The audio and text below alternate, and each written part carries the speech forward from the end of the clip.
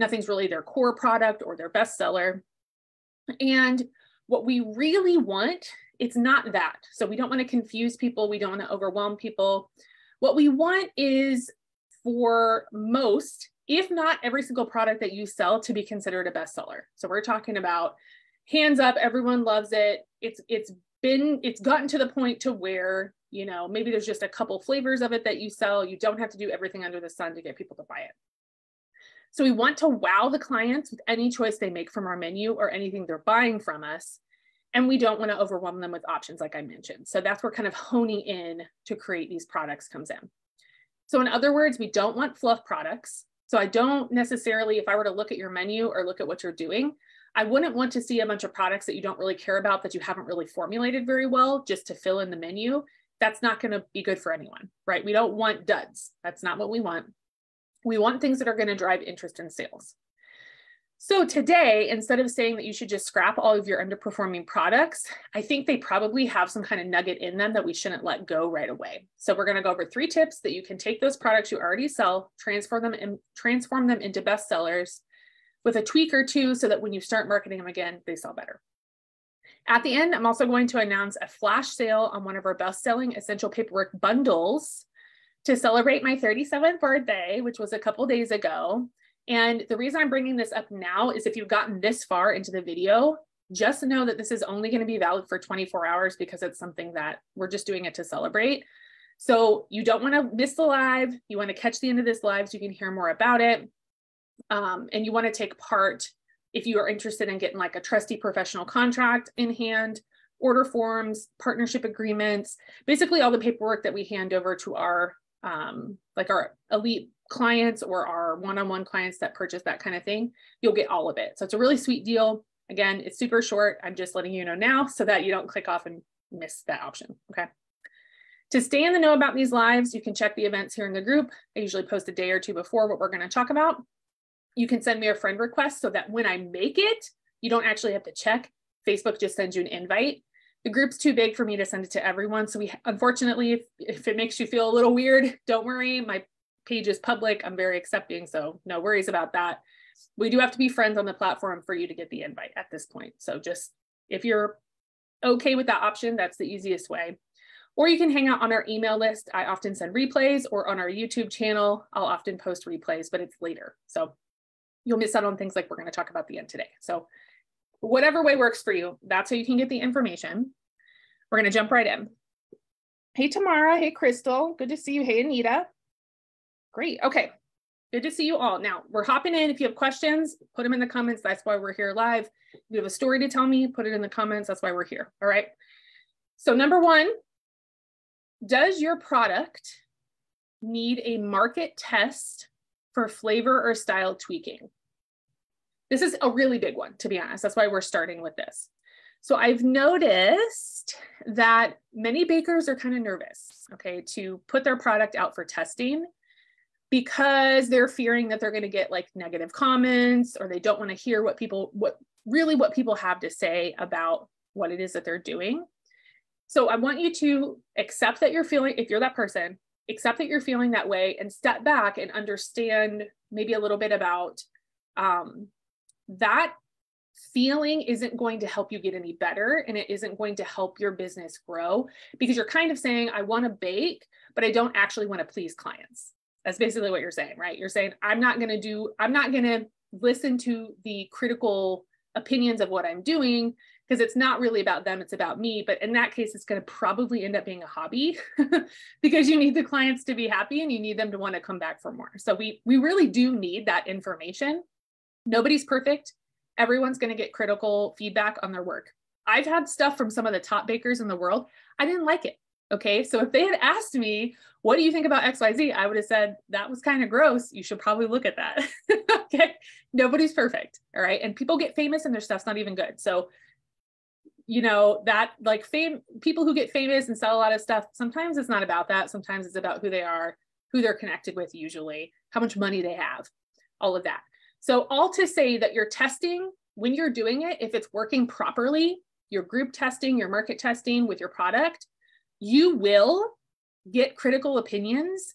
And if you don't, it's not working. You're not actually getting real feedback because people love to give you their opinions, okay?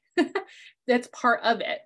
So expect that there will be some negative, we'll call it negative. It's really just critical, right? It's just things that they didn't like or things that they would change. You need that information. That's actually why we're doing this.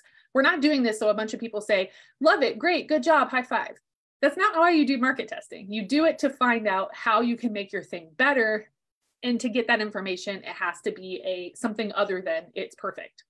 Everyone's going to get it if your testing is working correctly. So that's what we're looking for. You'll also get to see more inside the heads of your clients when they're talking to you, when they're filling out your questionnaire, when they're letting you hear the words that they're using to describe what it is that you're doing and your items. You can use that in marketing. You can use that to your advantage when you're talking about your products, when you're trying to sell your products, when you're trying to name your products. We'll talk about 2 more tips at the end where you can get that information in the market research part of what you're doing. It's just going to make everything so much better. Okay. They're basically going to tell you what they need and what they want. And that just equals better sales for you later. So you want to gather as much of that as you can. Plus, most market study groups end up purchasing from you later or creating a relationship with you and your business because they feel connected to the mission now because they're helping you. So treat them right, treat them well, set up strong boundaries. If everyone plays the game right, they'll likely end up being a long-term client of yours. Now, I will say, you're probably thinking, okay, this sounds great, but I don't even know how to do that. I'm nervous. What do I do? It can be overwhelming to set it up. I've done it so many times that I have a process for myself, but I understand if you haven't or you've done it and it didn't work before. People didn't show up. People, you ask for, I'll ask for feedback. I'll give them a whole thing and they'll just say, I liked it. Okay, well, we need more information than that, right? So sometimes you got to pick and prod.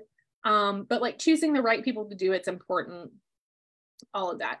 So what I did is I created a session. It's got some paperwork with it, a video, and it walks you through how to set up your market research and your taste testing, how to make it super easy. You'll get the step-by-step plan, the testing contract, which they have to agree to before they do it with you, tips for setting it up. I'll even give you the questionnaire list so you don't even have to, you can just have that on hand.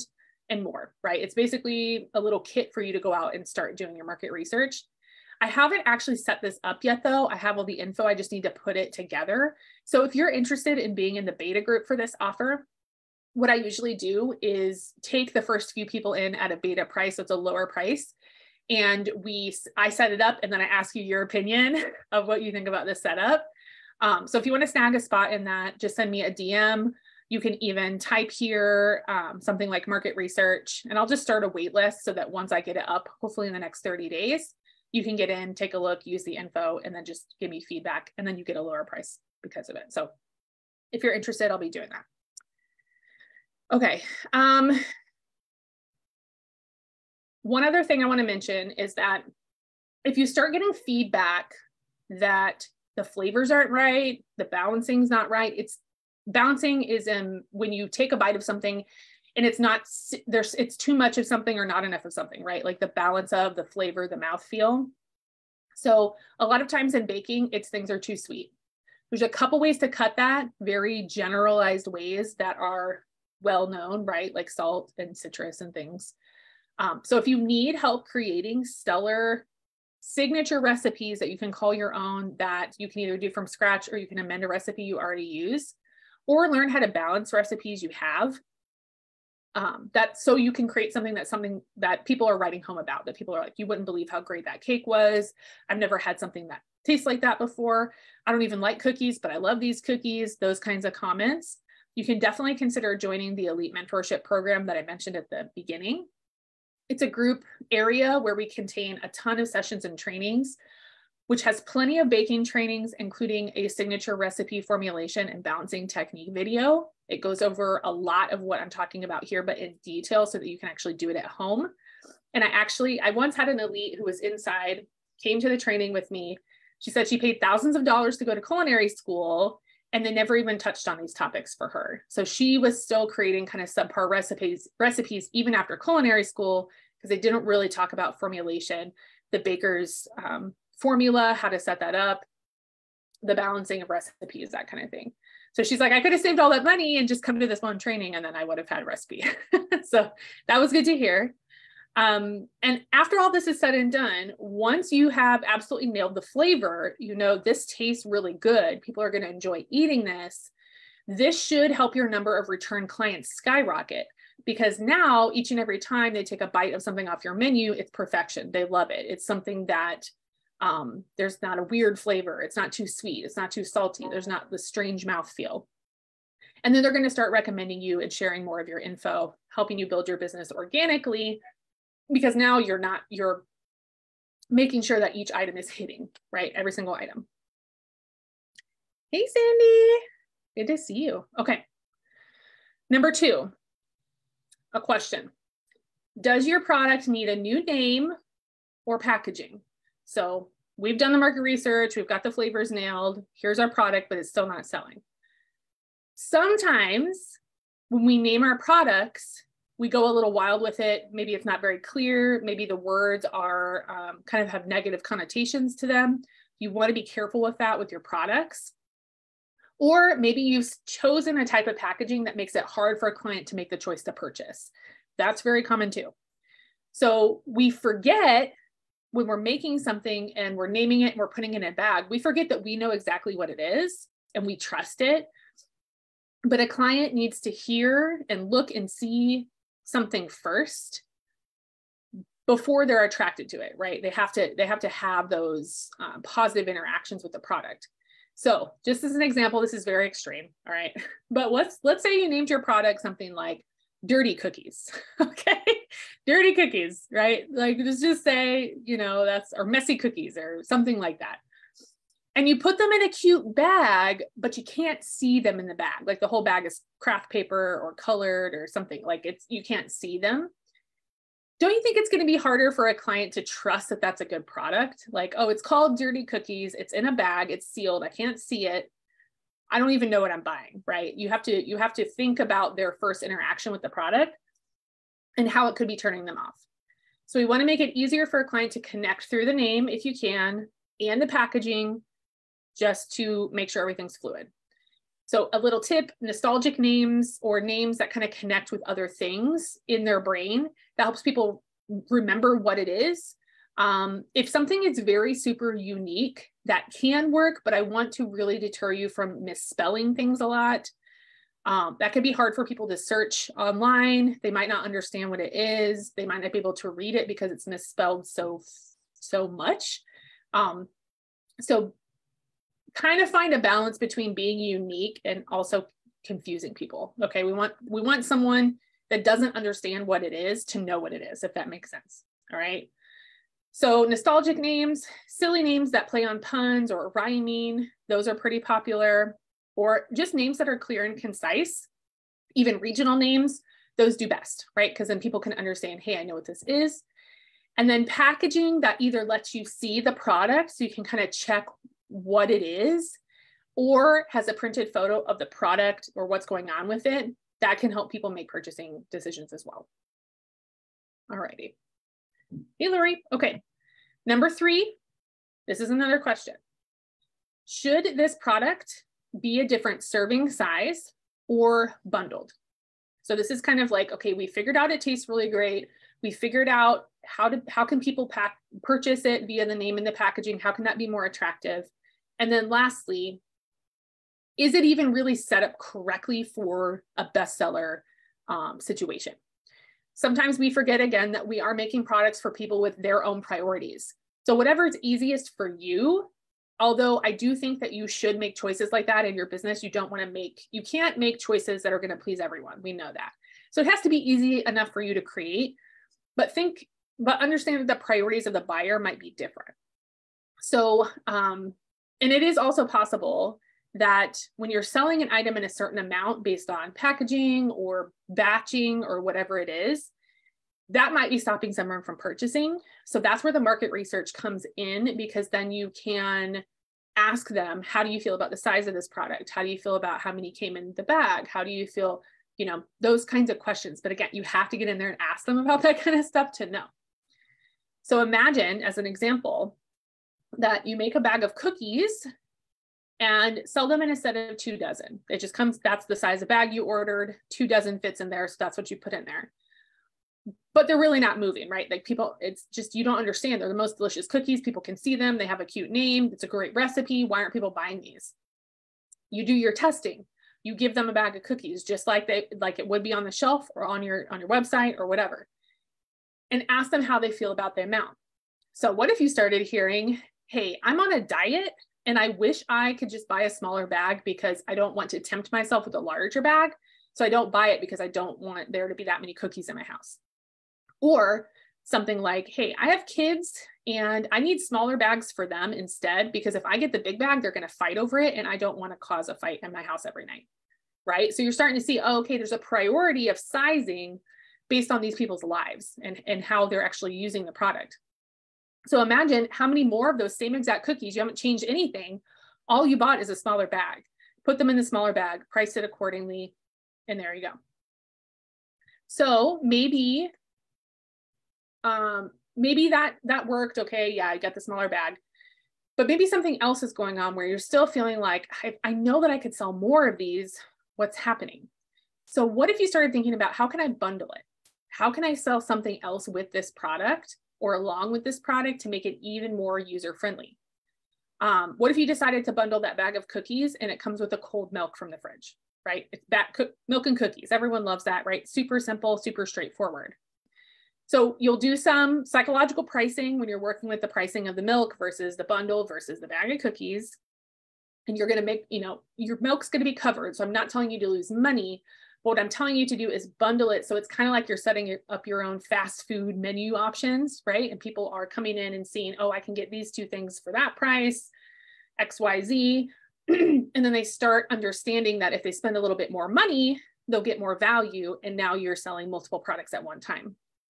So it saves them brain power because they're getting more of what they love and what they're perceiving as likely a cheaper price. And they feel like they're getting a deal and they feel like you're taking care of them. That's basically the whole basis of bundling, like with fast food, right? That's how it works. They start to teach you that that's the way you ingest the cookies, is with a cold milk. Okay. So if you have more questions about psychological pricing, bundling, value ladders, your menu, we cover, again, all of that is in the Elite program. So if you want more information about pretty much everything that you're going to need to know in your business, we work on that in there with you. There's a number of trainings covering that specifically. And I love psychological pricing because it's very interesting and it will help you with lots of aspects, your markets, your menus, your sales, everything that's happening around you. You're going to understand it better and how to price them correctly. All right, so let's recap. I'm not seeing any questions. Recap, number 1, make sure each product is, okay, to transform a bakery item into a bestseller, the first thing are these 3 things. And then afterwards would, of course, be telling people about it in whatever way that is. All right. So the first thing you're going to do is make sure each product is tested and verified. That is something that I can help you with later. Like I mentioned, there's that beta group you can get into. I'll likely send it off to just be publicly available in a couple months. So that'll be there as well, but it'll be at a higher price. However, feels right to you if you need help with this. But you do need to test and verify via market research. It's going to give you lots of great information. That might even be all the information you need from that step 1 to go through step 2 and 3 quickly and get the product to a higher level. Okay. Step 2, upgrade the name and packaging to make it easier for people to see and buy. You might not need to do this step. Some of us forget that people don't know what they need a lot of information before they make the purchase to feel comfortable. So whatever you can do to help them understand what the product is, the value that it holds, anything like that, it's going to make it easier for them. And then 3, consider changing the size or bundling to upgrade the value of the item to the client.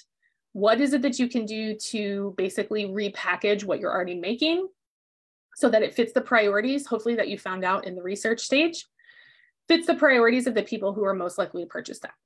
All right, those are the 3 things I have today for the tips to get any bakery product to bestseller when you move through the little upgrading process we just covered.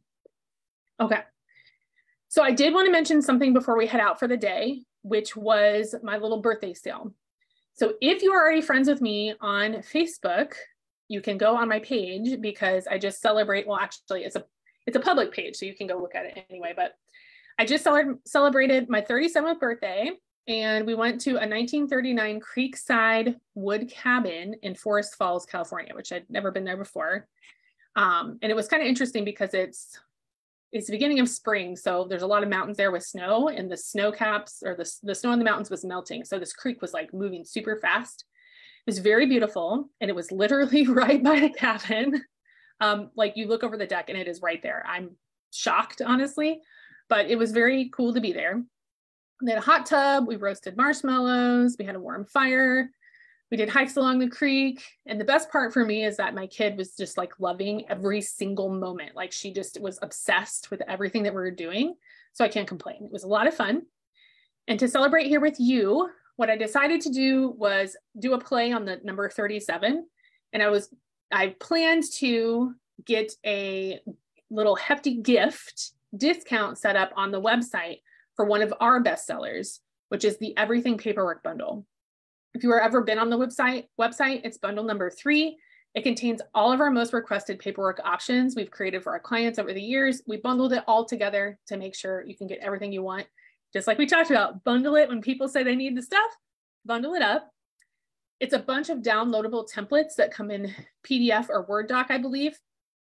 And they come with instructions, and you can take the template, change it to what you need it to be, or use it as is.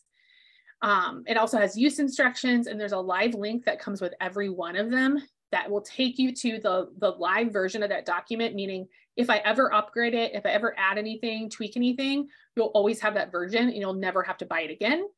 It's also printer friendly. I don't do anything crazy with my paperwork because I ain't buying that colored ink if I don't have to, okay? It's expensive for me. So we just do black and white. We just do straight up paperwork, right? That's what that is. It's usually $99 for all of the bundles inside of bundle number 3, because it's 2 different ones put together. And what I did is I dropped it to $37 for my birthday for just 24 hours. So it's just something fun to do. If you've been eyeing that bundle, if you have been looking at the option, all you have to do is put that in your cart and put in Happy B-Day, HAPPY-BDAY as your coupon code. It'll take it down to 37 bucks. And you'll get to download it immediately. It'll just land in your inbox. So for those of you that have really been needing a trusty, comprehensive professional contract to put on the website, to have on hand, to have on your Facebook page, it covers everything from a $1 cookie to a $1,000 wedding. I mean, it's comprehensive. There's no specific thing that it's used for. It's just everything bakery related. There's lots of sections in there for you. You can add and delete as needed. You can ask me questions via email. It should be good to go for your situation. There's also things like order forms and partnership contracts and other options in there that you will need as well as you're starting to grow your business up. So it's the perfect thing to grab and download ASAP. You can DM me or comment with the word bundle link or something like that in the comments, and I'll see it and I can send you a message to get you to the website so you can look at it. Again, it's bundle number 3 and it's $37 US dollars for 24 hours. So tomorrow, what's today? Friday. I think it ends at Friday at like 9 a.m. It's just set up for 24 and it's active right now. So you can go do it right now if you want. That's it today. Okay. Hope everyone's having a good day. If you have any questions for those of you that are here live, if you think about them and want to put them in now, I'm going to log off, but I can come back to this later and check, or you can send me a direct message on the Facebook platform. That's fine too. We can chat about it there. I am going to bake a gluten-free old school red velvet cake, which is my own signature recipe, my balanced recipe that we were talking about earlier. And it's made with no food dye, which is crazy, right? So it's a very specific cake that is due soon. So I'm going to go bake that for her. And I'll hopefully see you all next week at 9 a.m. Pacific Standard Time this coming Thursday. But I will warn you that our home schedule is getting kind of wonky because we're anticipating a PCS move, a military PCS move coming up. And they're really making it super difficult to plan for this. So you might see me posting at 9 a.m. if for some reason something happens, but I'll try my best to be here as much as I can. But it's going to be weird for a couple months. So, but I'll be here as much as I can. All right. Okay. Hope you have a great day. Anita, okay, yep. I'll get to you, Dimitri, I'll get you the link. Anita says, what's your website? So the website is buildabetterbakerynow.com. Spelled just like that, buildabetterbakerynow.com. It should be listed like in the about section of this page, and the link should be floating around, but you can also send me a direct message if for some reason you can't find it. That should get you there. All right. Okay. See you guys later.